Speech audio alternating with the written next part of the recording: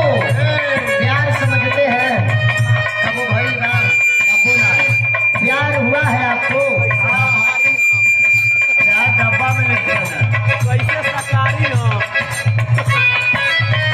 प्यार किया जाता है तो उसे निभाया जाता है। अरे वाह इतनी घड़ी तो प्यार एकदम 72 पे रुक गई है। राम राम 72 के मतलब जानत है ना?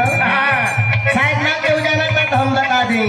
बाबा एगो लड़की 71 लड़का से कंटिन्यू न जाने कैसे वो डील कर ले रही है। इस बात को अभी गौर कर लीजिएगा, अभी कम नहीं है। तब तो हम फोन लगेगा हर तरह से ठीक है जब पता नहीं चाहे प्यार वाली हम बात करेंगे तो हमके खिलाला ना सीटी लगा जब सीटी आ जाता